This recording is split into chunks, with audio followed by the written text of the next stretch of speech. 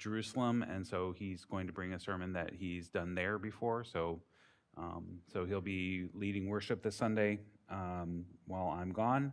And then Monday, we won't have Bible study. So we're actually going to look at the scripture passages that I'll be using a week from Sunday. So you'll have to keep this in mind for, a week and a half, rather than just a week, or 2 weeks, I guess, instead of just a week. So we're going to look at Matthew 22, verses 34 through 46, and then we will also look at Deuteronomy. So with Matthew 22, let's go ahead and open with prayer, friends. God, we give you thanks that you come alongside us, giving us words of wisdom and insight, helping us know your will. And we ask that in this time you would do just that you would guide our hearts and minds into your word, that we might be fed and corrected, that we might be built up and blessed. Help these words that have been with so many throughout these millennia also live within us. We ask this as all things through Christ. And all God's people said, Amen. Okay, so we are going to start with the greatest commandment and then move on to the question about David's son. When the Pharisees heard that he had silenced the Sadducees, they gathered together, and one of them, a lawyer, asked him a question to test him. Teacher, which commandment in the law is the greatest? He said to him, you shall love the Lord your God with all your heart and with all your soul and with all your mind. This is the greatest and first commandment. And a second is like it. You shall love your neighbor as yourself. On these two commandments hang all the law and prophets. Now, while the Pharisees were gathered together, Jesus asked them this question. What do you think of the Messiah? Whose son is he? They said to him, the son of David. He said to them, how is it then that David, by the Spirit, calls him Lord, saying, the Lord said to my Lord, sit at my right hand until I put your enemies under your feet. If David thus calls him Lord, how can he be his son? No one was able to give him an answer, nor from that day did anyone dare to ask him any more questions. First thoughts? Questions? Ideas?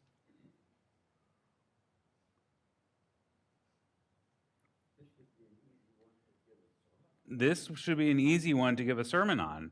It is, but I gave a sermon on this 3 years ago, so I'm doing something different. Yeah. So, I mean, it's pretty straightforward, Love the Lord your God with all your heart, all your mind, all your soul, and with all your mind, and love your neighbors as yourself. Coin, and on that coin is the picture of Caesar. And so he ends up, showing that they are hypocrites, because if they were truly good Jews, they wouldn't have a coin that has a graven image on it, because that coin says Caesar, Augustus, son of the divine Caesar. So here is, the emperor, the son of God. Oh, interesting. So there's one that he ends up knocking away, and then the Sadducees, who don't believe in the resurrection, say, hey, a man, marries and he dies, and, so his brother marries her and he dies, and all the way through 7 brothers, and, then the woman dies. Whose husband, whose wife, who is her husband in the resurrection? And Jesus says, you got the resurrection all wrong, so it shuts them up. And now it's sort of the Pharisees are coming about the law and saying, what's the greatest commandment? Because if he answers, any one of the 10 commandments, we're in trouble. Because we can make arguments that, no, you're supposed to, not taking the name in vain, or do not commit murder, or whatever. And Jesus says, no, it's all summarized in 2. Love the Lord your God with all your heart, mind, and strength, and love your neighbor as yourself. And so he's shutting them down in their question, but then he turns the tables and says, okay, you end up talking about who the son of David is, who the Messiah is supposed to be. So if you know all about it, tell me, why does David talk about the Lord said to my Lord, sit at my right hand until I put your enemies under your feet. And so there's sort of this idea that David is showing deference to someone who's supposed to be his descendant. So what we're looking at here is saying the Lord, so God said to my Lord, the person who's, and so that is actually referring to the son of David, which is this this view of this person coming who's going to restore the king. This is David in, let's see, where is it?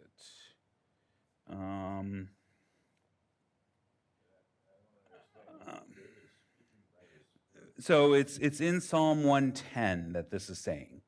So it's quoting Psalm 110, which is attributed to David, a psalm, of David. So let's see. Let's pull that up.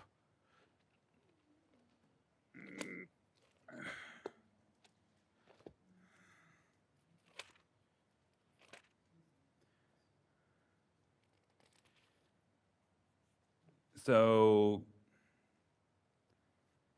Psalm 110. The Lord says to my Lord, sit at my right hand until I make your enemies your footstool. The Lord sends out from Zion your mighty scepter, rule in the midst of your foes. Your people will offer themselves willingly on that day and lead your forces on holy mountains. From the womb of the morning, like dew, your youth will come to you. The Lord has sworn and will not change his mind. You are my priest forever, according to the order of Melchizedek. The Lord is at your right hand. He will shatter kings on the day of his wrath. He will execute judgment against the nations, filling them with corpses. He will shatter heads over the wide earth. He will drink from the stream by the path. Therefore, he will lift up his head.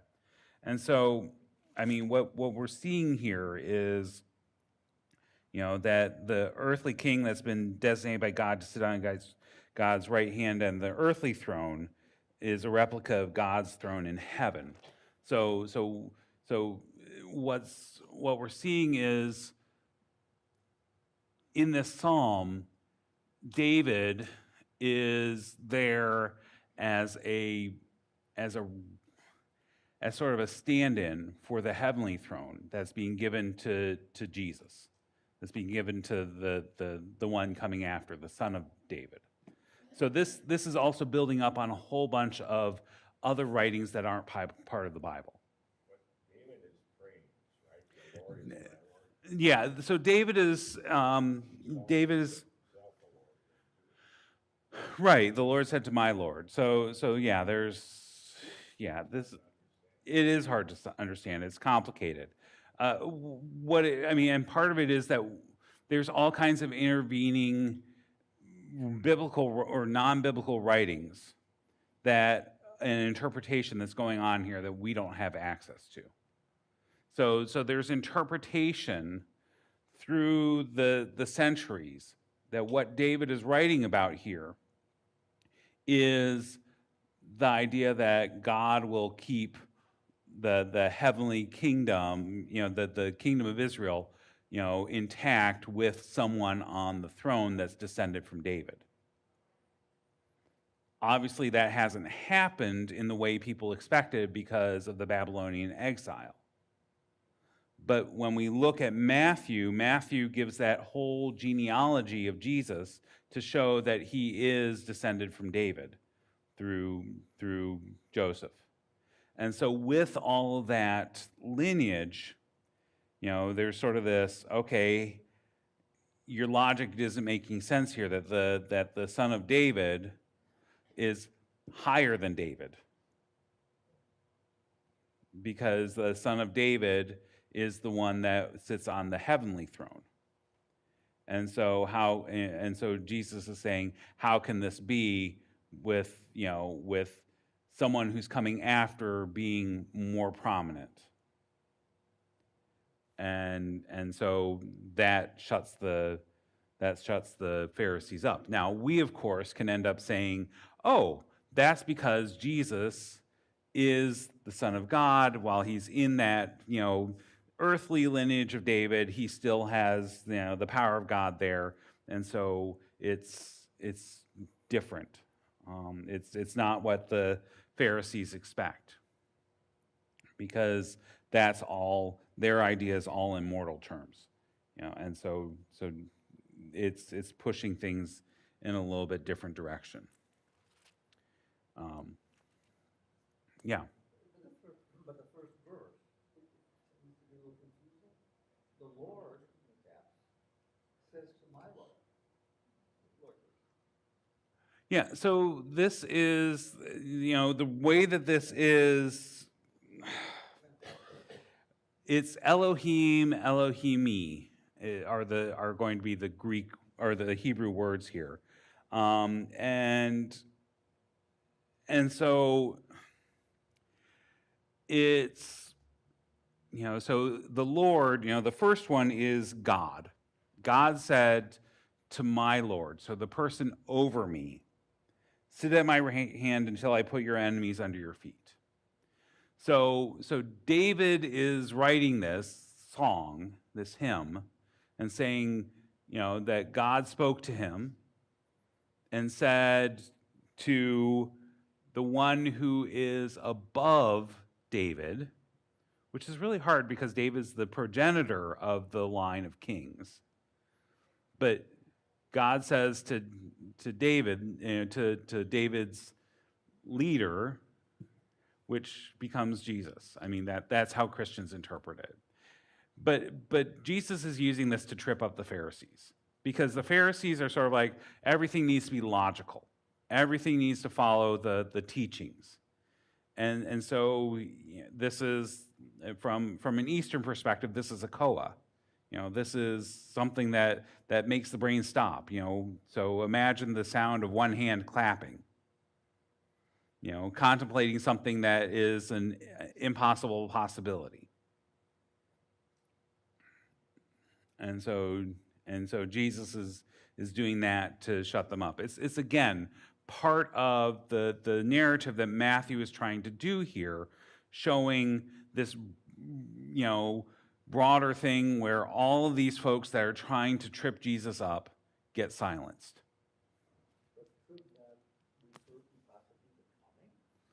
Could that refer to the coming? Oh, absolutely. I mean, so Matthew is quoting Jesus, quoting the Psalms for the exact reason of showing that Jesus understands his role and what he's supposed to be doing, and that Jesus is that Lord who who sits at God's right hand until all the enemies are, your footstool, are put under your feet. And so that's the idea, that Jesus is there at the right hand of God, ruling over all the earth. Yeah. Mm-hmm. Does that mean that David got this whole thing? Does this mean that David understood it all? I don't think so. I don't think David understood it all. Now, does that mean that he didn't have a vision that sort of, was a prelude to this, that foreshadowed it? That could easily be an argument. That David was given through and that's exactly what Jesus says, is how is it then that David by the Spirit, so saying God's Spirit was there telling him these words. And so David ended up writing them down and understood them in this way. So again, it's complicated. This whole part, if we come down to what's the main purpose, is to show that Jesus, caught the Pharisees up in their own logical, orderliness and said, "You still don't get it." I mean, that's the main point of this, that Jesus responds to their trap, because that's what this question is. What's the greatest commandment? It's a trap to try to get Jesus to commit to one. And instead, Jesus encapsulates the entirety of the law in two sentences. And so he stops them in their tracks, and then he turns the tables and has them shut up from trying to test him, because he's already embarrassed them in front of the crowds, which their goal, all of these folks' goals, the priests and scribes, the Sadducees, the Pharisees, has been to trip Jesus up and embarrass him in front of the crowds, to make it so the crowds are sort of like, forget it, we're not following this guy. That's been their whole goal all along. And Jesus, weaves in and out and makes them look like fools, which only increases their desire to have him put to death. So we have to remember the context of this being Holy Week and how that all plays out. So, yeah, we could end up I would spend up most of the time talking about what is that greatest commandment? How does that look? How does that feel? But thankfully, I'm not doing that in 2 weeks. Instead, we'll be looking at the end of Deuteronomy. So why don't we go ahead and flip over to that at this point? And so it's going to be the Deuteronomy 34, the entire chapter, which is all of 12 verses. Then Moses went up from the plain of Moab to Mount Nebo, to the top of Pisgah, which is opposite Jericho. And the Lord showed him the whole land, Gilead as far as Dan, all Naphtali, the land of Ephraim and Manasseh, all the land of Judah as far as the western sea, the Negeb and the plain, that is the valley of Jericho, the city of palm trees, as far as Zoar. The Lord said to him, "This is the land of which I swore to Abraham, to Isaac, and to Jacob, saying, I will give it to your descendants. I have let you see it with your eyes, but you shall not cross over there." Then Moses, the servant of the Lord, died there in the land of Moab, at the Lord's command. He was buried in a valley in the land of Moab, opposite Beth Peor, but no one knows his burial place to this day. Moses was 120 years old when he died. His sight was unimpaired, and his vigor had not abated. The Israelites wept for Moses in the plains of Moab 30 days. Then the period of mourning for Moses was ended. Joshua, son of Nun, was full of the spirit of wisdom, because Moses had laid his hands on him, and the Israelites obeyed him, doing as the Lord had commanded Moses. Never since has there arisen a prophet in Israel like Moses, whom the Lord knew face to face.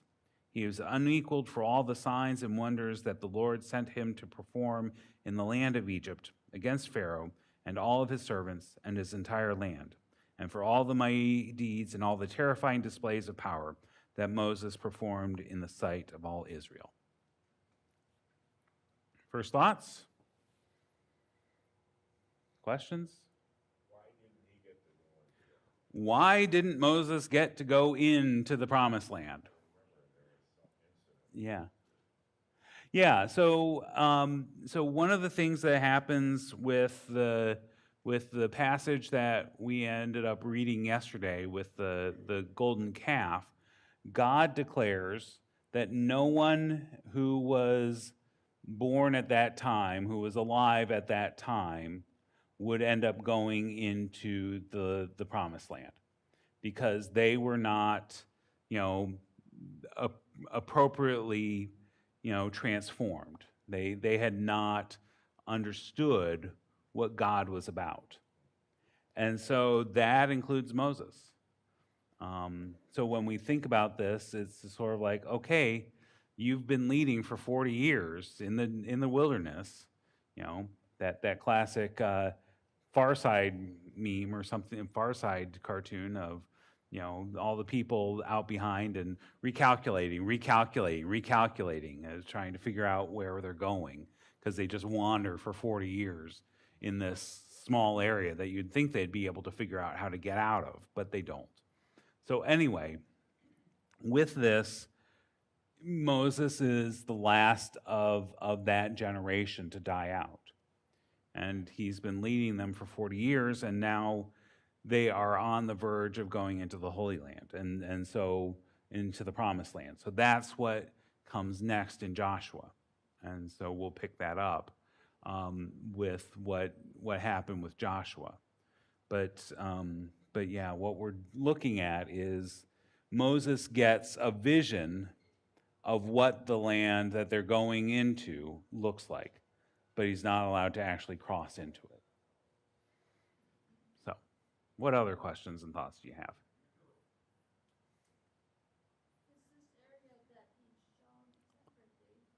Is this area that he's shown pretty big? It's the size of modern day Israel. So this is not something that you can see from the mountaintop.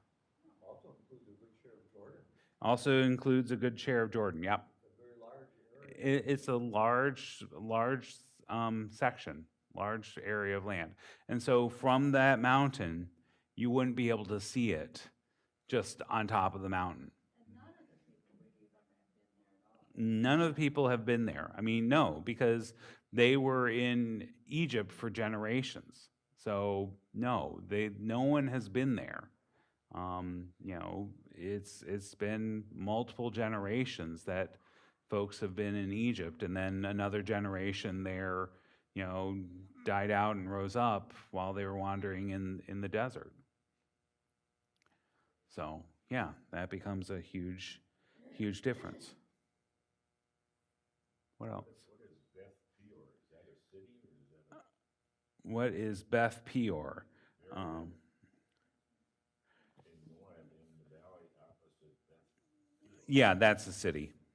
Yeah, that is a city that essentially what they're saying is that no one knows where he's buried, and that's just fine. I mean, they're saying don't go looking for it, don't go looking for that burial site. So. Does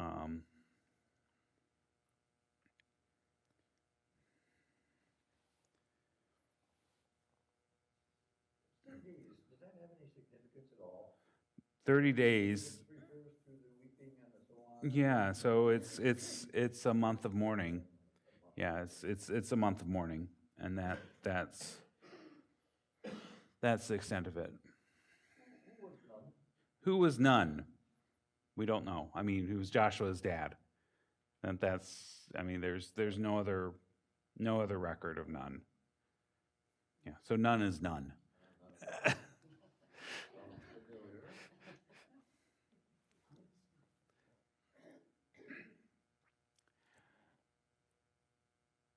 So I want to have you all think about this story.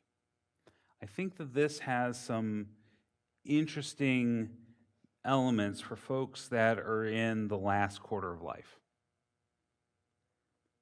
So when you look at this story, are there those places where you've had goals, purpose, things that you've been working on for a long time in your life, and you're not going to see them to completion? Are there things in your life where you've worked on something and it's just not going to be done, before you have to give it up, before you have to walk away from it?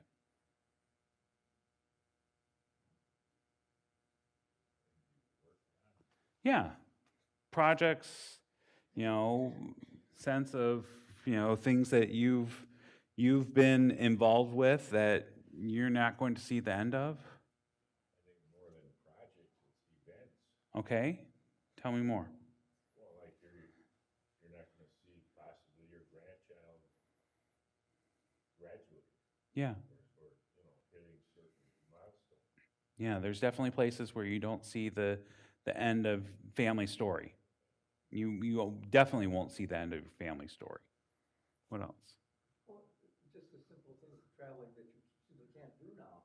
But in my particular I kind of go backwards in my life and pick up on the things I used to do, Mhm. that I enjoyed, that I can still do, Hmm. and that's what I do. Yeah, so you pick up some of the stuff that you can do. Like Marty and his railroad, Hmm. and he still works on that. Yeah, so still being able to work on that model railroad, You can still do things like that, you might as well do them. right?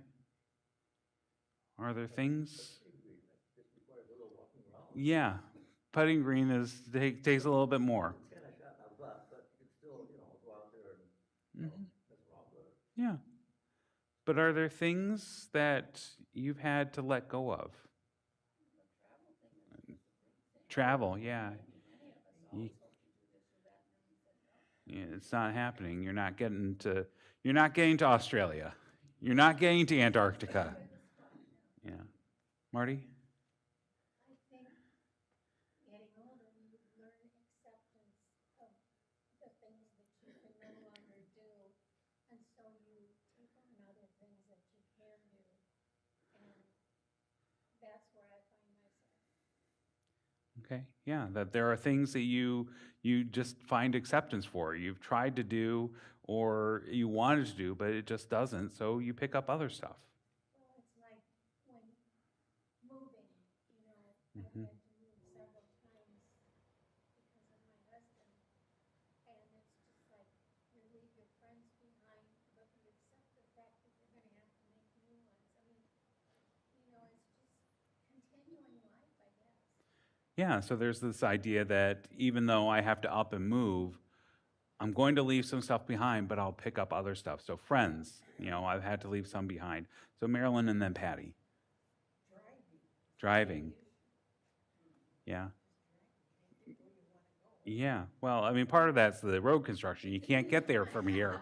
But just feeling I don't feel as safe as I used to with my reaction time, with everything. And so I'm going to back off from that. And that can be hard. Patty?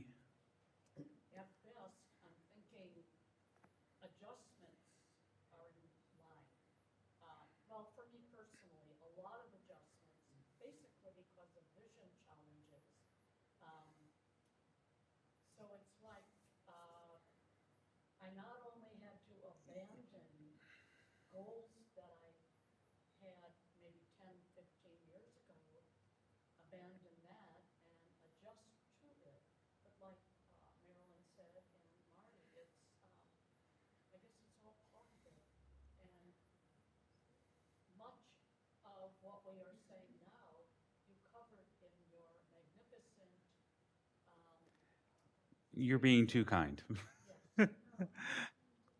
So, but yeah, that's the idea that, It's a challenge. yeah. So there are things that, you have to make adjustments for. You start to face challenges that you hadn't faced before, and suddenly it makes it so that, okay, I need to shift this in a different direction. I just read they came out with a senior GPS. Came out with a senior GPS. Yeah, it takes you to where you wanna go and tells you why you wanted to go. So the senior GPS takes you to where you want to go and then tells you why you wanted to go there in the first place. I could use that. And I'm not even a senior yet. So, absolutely. So, one of the things that I find really interesting here is this idea that Moses understands that he can't be the leader who takes the people into this new land. I mean, part of it is God saying, no one who's alive now will go into the promised land. But there's also a part that we have to see this as a way of generational shift. That there are new challenges and new things that the world encounters, that new leadership is needed, new ways of seeing it, because the way that Moses has done it for the past 40 some odd years has been great. It's been able to keep the people sustained, keep them going. They've grown in their connection with God, and now it's time for something new and different. And he says, okay, someone else needs to take over now. Someone else needs to be, leading the way. Now, God is still there, and God is helping Moses see this along the way. But there are times that I've seen it in churches and businesses where people are sort of like, okay, I've done it all this time. I'm not letting go now. I'm going to hold on, and this is the way we've always done it, so this is the way we'll always do it. Like our government, yeah. Or Thanksgiving. Or Christmas, we've always done it this way, so I'm going to keep on doing it. Or if my daughter is going to take over doing Thanksgiving, she's going to do it my way too. I know that you've never heard of any friends that have situations like that. I mean, because I know you guys wouldn't ever have that situation. But that idea that, we end up having the ways that we've always done it. And sometimes we need to let it go because something new is trying to be born. And so that can be a challenge for anyone, no matter the age. No matter the age, that ability to hold things lightly and say, okay, what is really important here? Well, in that example of Thanksgiving, it's that we get together. Do we have turkey? Do we have meatloaf? Do we eat, at the house, someone prepare it, or do we go out? That can be open to negotiation if you know that the important thing is being together. And so that becomes the question here, I think. The importance here is that Moses is sort of like, okay, something new needs to happen. And so I can let go and trust that what I've worked my whole life for will be accomplished. Yeah, Ellie. Is there anything in the Bible that gives any enlightenment to why Moses picked Joshua? So the question is there any reason that Moses picked Joshua? Well, according to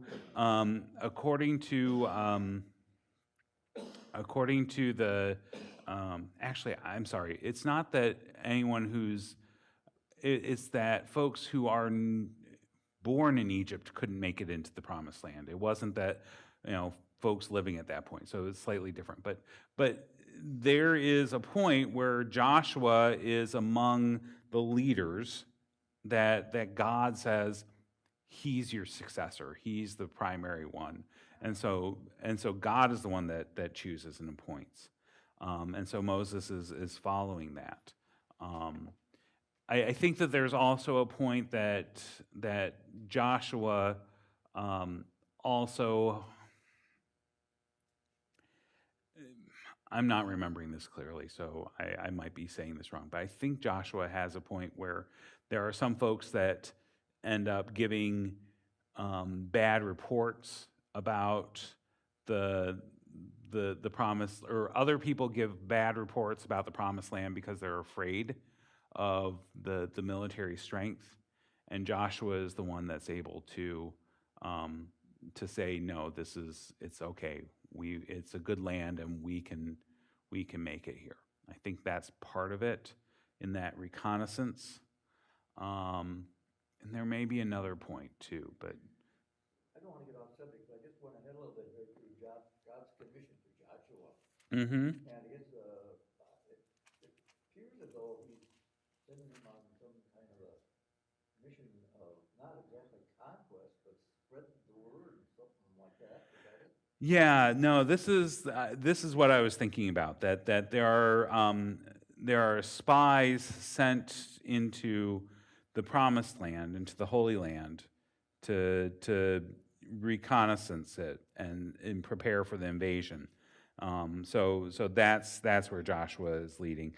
I'm not remembering. I didn't do all the reading, the chapters and chapters before this to be clear about this. But Joshua is chosen by God, and he does end up being that leader as people, as the people go into the promised land. And so what becomes the next step, and I think that this is actually on the agenda for the following week. So that would be November 4th or 5th or something like that. That we hear about the people crossing over, that the Ark of the Covenant goes into the water and the water stops, so that that there's dry land, just like the people walking across the Red Sea. And then Joshua, you remember, Joshua fit the battle of Jericho, and the walls came tumbling down.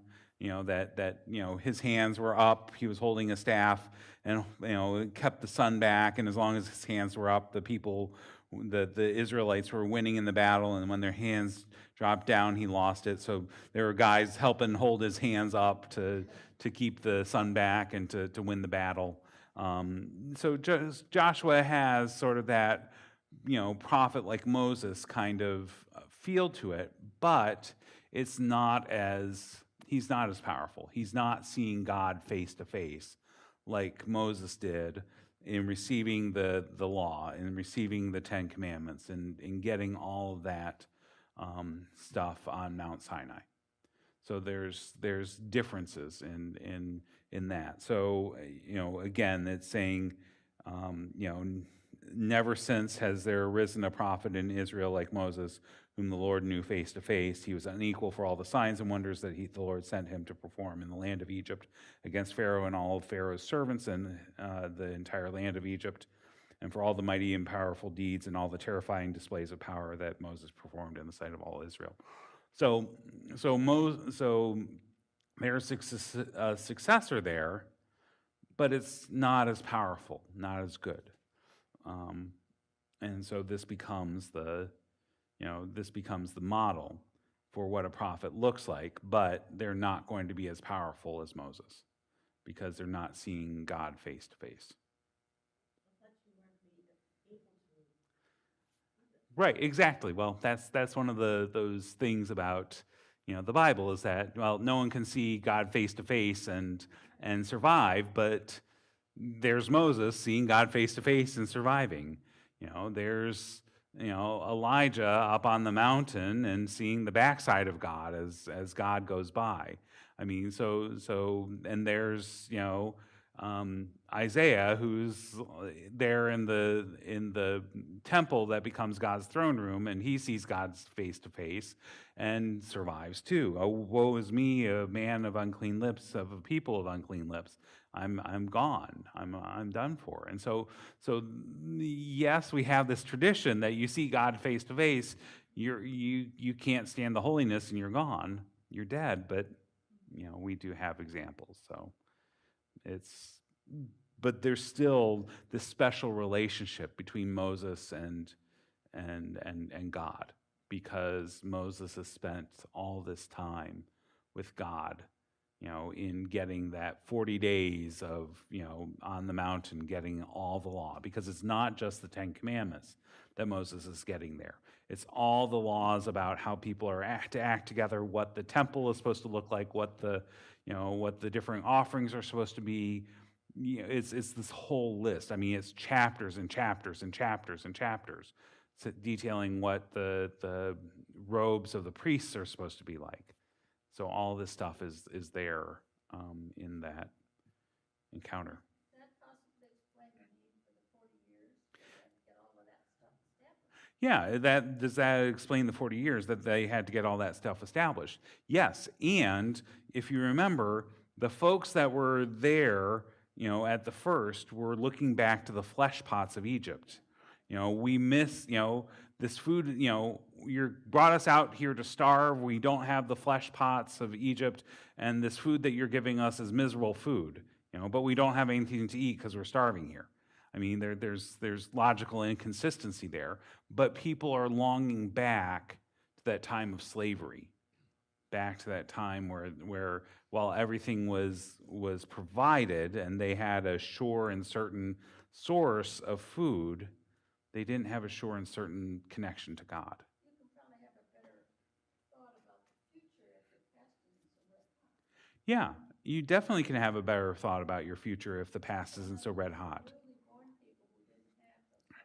Right. The folks that were born that didn't have the memories of slavery, that didn't have the memories of, being there with the flesh pots and they remember the good stuff and forget the bad stuff. They aren't remembering having to make bricks without straw. They aren't remembering all the forced labor. They're just remembering the things that were okay. They're not remembering the bad stuff. And so having those people no longer able to, while they may have shared on the stories, not having that as a lived experience, that makes a difference. So, yeah. And how would it be to be 120 and not have your sight dimmed or your vigor abated? I wonder what he was taking. Exactly. What was he taking? What supplements was that? I Yeah. want some. Yeah, I want some too. I mean, yeah, but again, this is showing that special relationship that Moses has with God. That because he has this connection with God, his sight was unimpaired, his vigor had not abated. I mean, that just shows, okay, he kept on going. It wasn't that people were propping him up, carrying him around on a gurney or something like that, that he was fully engaged, which could be a wonderful image for that last quarter of life, saying, okay, what do I need to give up? What do I need to let go of? What visions have I had that I'm not going to go there with them on? How can I help them see that? So that's, again, part of the gift of being an older adult. You have those visions, those ideas of where things could go. And you can help share those, but guess what? You don't have to be the ones to implement it. I mean, couldn't that be a blessing? To say, okay, this is what things should look like. And it's up to younger folks, other folks, to make that a reality. Yeah. But your children and even your grandchildren ask you such questions as, what was it like back? And you get this year and you say, oh, are you really? And yeah, they're interested. Oh yeah, I mean there is definitely something about what was it like and sharing the past, and I would say that that's sharing where God was present. How was God faithful in those days as well? Because if we talk about the sermon yesterday, we end up needing those stories to help remind us, oh, things are going to be okay. We need to have that time to trust, to take little trials, little tests along the way to see, okay, if I let go of this, will God still be present and active? But then we also need the stories of where other people have felt God present and active in times of hardship and times of trial. Because that's one of the things that the Israelites did not have at that point. While they've gotten manna from the wilderness, they've had the quails come in, they've had water from the rocks, it hasn't been, a constant set of stories that help reassure God is with us no matter what. And so the minute that Moses has been gone for a month, more than a month, 40 days, they're sort of like, okay, we need something else. This isn't working. Let's change our course. Give us something to worship here, Aaron. And so Aaron does, instead of holding course. And so, here we have that, decades, 4 decades of experience, helping lay down those stories, helping to remind people how God has been faithful all along. So that becomes your job. That becomes part of you sharing on stories of where you've seen God active in your life, of how you've experienced God present in those hard times, so others can say, oh, how has that been in my life? And also give the vision of, here's where you're going. here's what you need to be thinking about. Now, everyone has to own their own vision. They have to understand their own purpose. But you can say, here's where I've seen it. Maybe you see it somewhere similar. You know, because Moses is able to see the entirety of the land. He's able to see the entirety of the promised land. All those places that the descendants of Israel, you know, the descendants of Jacob are going to be spreading out into. He doesn't go there, but he's able to see it and share that vision. And then be content with others moving into it, with others being the ones that actually populate it. That to me is a hard task. Because if you have the vision, you want to be the one that does it. So it shows some real spiritual grace there on his part. But it also allows other people to own it as their own. And that's absolutely what's necessary there for Joshua and all the others, that they're going to be the ones going in and, you know, and inhabiting the land and figuring out how do we respond to what God is doing here. They don't do a great job at first because they rely on prophets, and it's a haphazard kind of deal that, you know, folks rise up and then, the judges, they're there and then they fade away. And so there's this constant shift of leadership. But, you know, and then the people do what is wrong in God's sight, and God punishes them, and they cry to the Lord. And so that becomes the continual narrative of Judges. So. Don't we have to think about, though, what, when we were young, what we took over from our parents or from, the government changes and stuff like that? I mean, maybe we didn't do a great job, but it's time for letting younger people take over things. Yeah, so there is that idea of where do we pick things up? Where do we take things over? Where did we fall short, but also where did we excel? So thinking about that in terms of helping the next generation, you know, thinking about that in terms of where is my ability to share those stories that are so important, and also encourage saying, yeah, we did a poor job at this, but maybe you guys can do a better job. Or here's where we found the pitfalls. You know, maybe you can find a different way of engaging this stuff. You know, it becomes a possibility.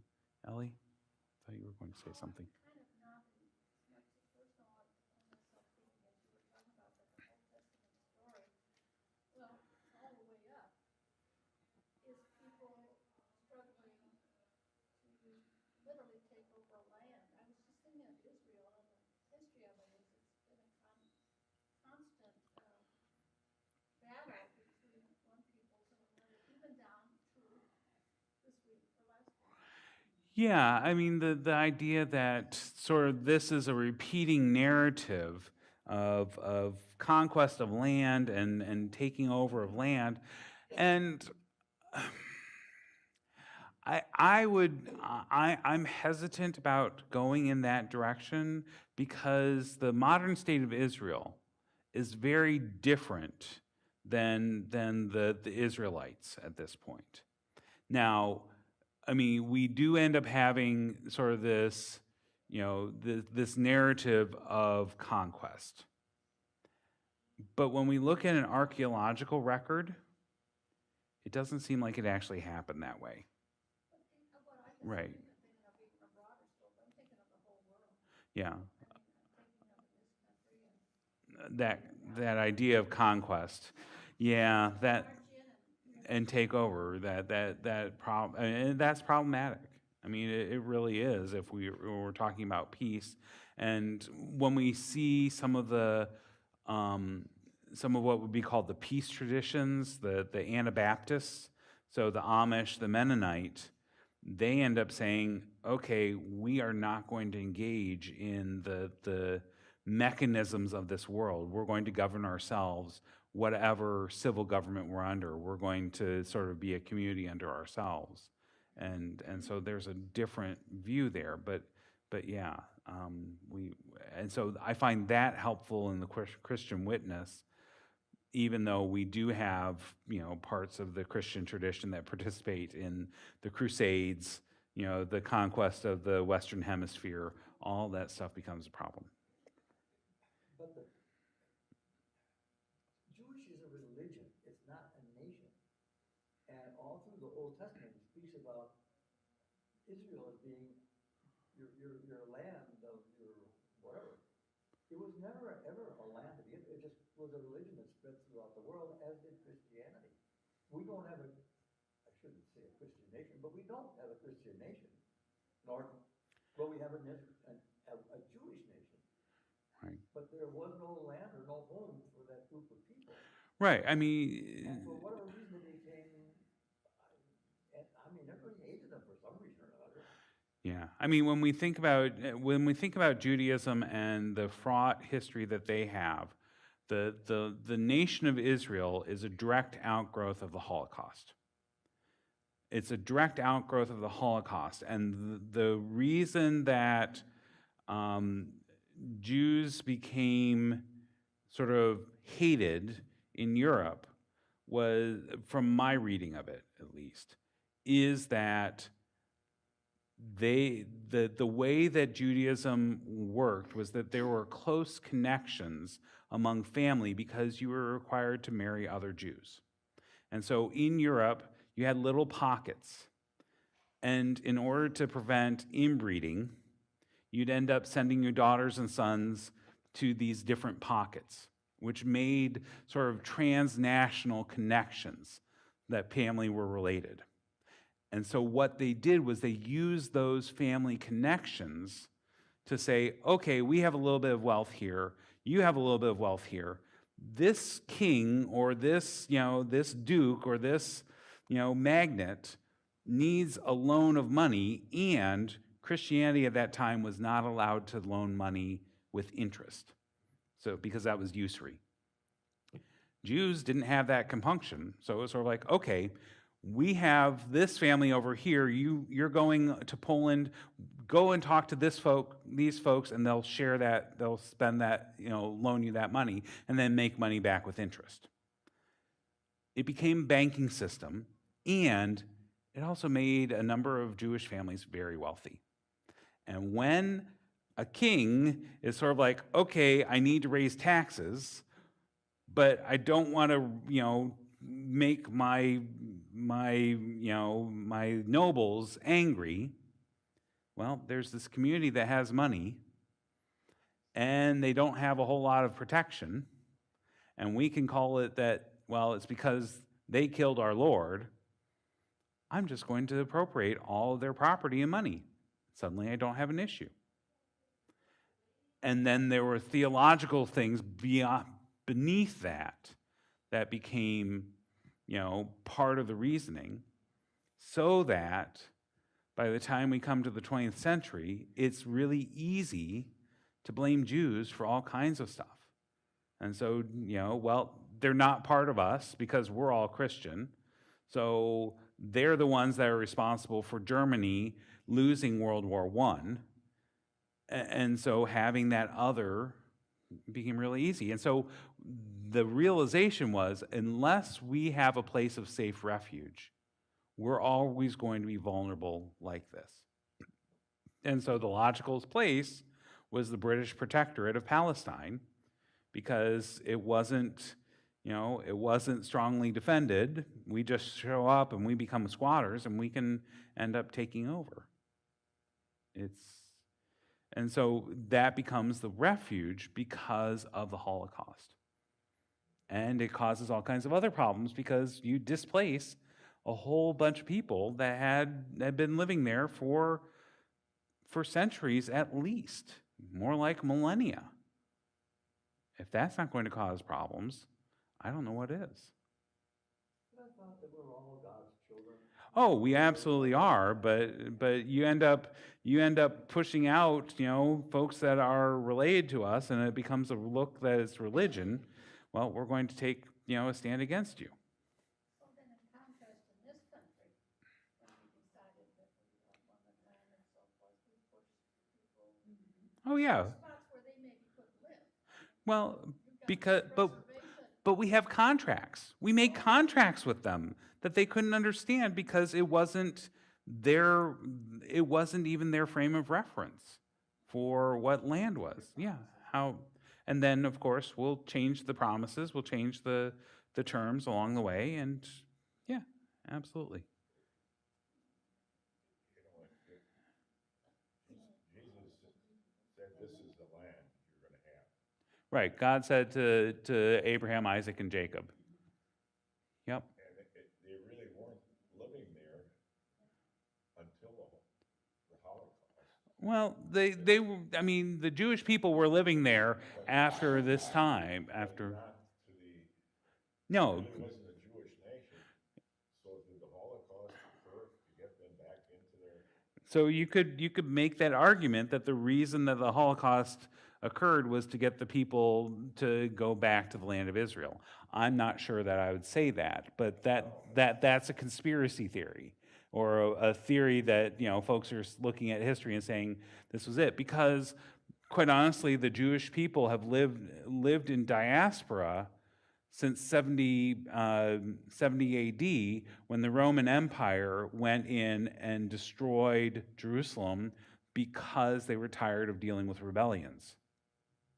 I mean, so you had the the Babylonian exile, where the leaders were taken to Babylon and across the Babylonian Empire and had different pockets. And then when the Babylonians were defeated by the Persians, folks went back to Israel and reestablished an empire or a kingdom that then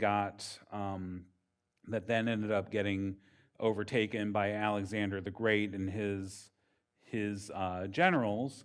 And then you had another rebellion where they came back under the Maccabees and became an independent country until the Roman Empire came.